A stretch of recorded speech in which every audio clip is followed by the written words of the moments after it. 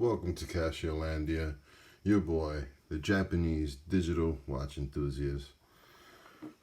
Here, back with another video. Well, let's get to it. As you can tell from the title of the video, today we're going to be comparing two 90s absolute icons right here. Now, on the right, we have a watch that needs no introduction, and it's the DW 5600C from G-Shock Casio, and this one's the 901 module, which I believe, correct me if I'm wrong, is from 91. It might be from 89. Some of you might be able to tell by the accents, but either way, it would have been extremely popular during the 90s. It would have just came out in the late 80s. So, it would have definitely gotten its best use in the 90s. And then right here we have a watch, another watch, obviously, clearly a watch. But this one's a Timex instead of a Casio, and instead of a G-Shock, it's an Ironman. And this right here is the competition to Casio's G-Shock line. It would be the Ironman. And while their targeted markets aren't quite the same, they both have the same mission or goal, just to make a really indestructible and durable watch. That's kind of just the bottom line. Now, they differ a little bit. So, for example, this one's more meant for like a gym teacher or runner because it has an 8-lap feature, which most of us aren't going to use. And the G-Shock is kind of like tested with unrealistic standards of dropping it and hitting it against stuff that no human would actually go through. There's a better chance your arm will break before you break a G-Shock. But that might be true about the Timex Ironman as well. Now, the G-Shock does have 200-meter water resist compared to the Ironman Triathlon, which only has 100, but 100 is plenty. It's enough to go swimming and do all your basic kind of Ironman type stuff. Now, the DW, or the G-Shock, does have a screw back. This is a little bit more standard amongst G-Shocks back in the day, or at least within the first few years. I believe this was just the way they came.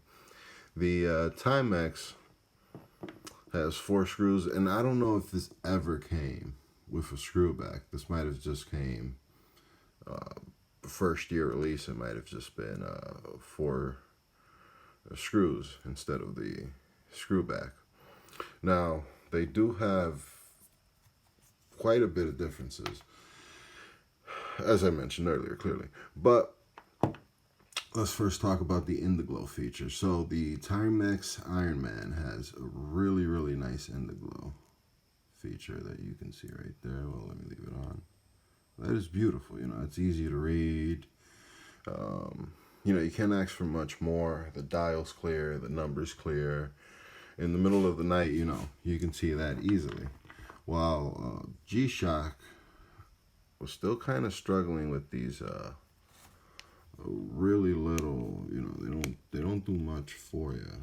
I'm pressing it, and it just doesn't light the screen the same way.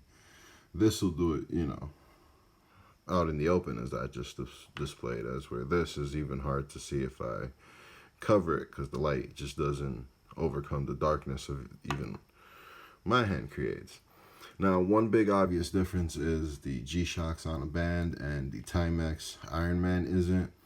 Well, the G-Shock band isn't original neither. The original band for this one was destroyed, and the one for this one finally caved in, or at least the one it was sold to me with.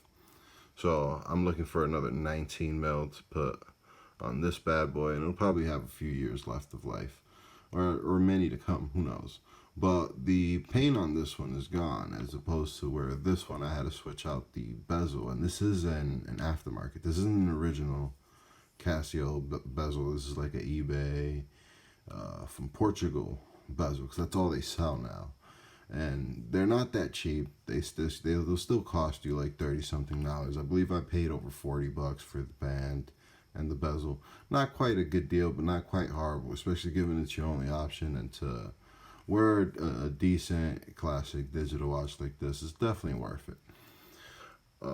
But if it was an original bezel, it would cost in the plastic sealed, it would cost, new. It would cost quite a bit more for any of these old, what they call squares, really. Now, the Timex Ironman has its own strength and advantages in this area.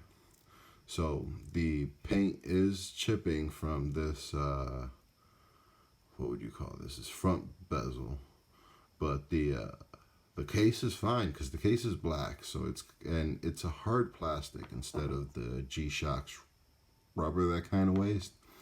And while the G-Shock kind of protects it, this hard, I forgot what kind of plastic they call it, but this hard plastic's known to last a lot longer, and it just sticks around for a long time, and it's a really tough material to say the least. But it's made out of that, and because of that, the bezel hasn't been changed, and it doesn't look like it's, it looked like I could paint this. This is probably going to be a mod video or my next little project to get it going. But anyways, guys, that's kind of the video of my little comparison and my little 2 cents with these two guys. I enjoy them both extremely, especially the Timex Ironman. I did get this in better condition and have already beaten it up. In the last 2 years, I've owned it quite a bit myself. This one I've only owned for 8 months, so I got it used on eBay and kind of threw on a aftermarket bezel and band because the band was going and the bezel was pretty much gone. But anyways, guys, tell me which one you guys like more. Do you guys want a active man watch, or do you guys need something that's more reliable for work or duty or whatever? What's your guys' choice for a durable watch?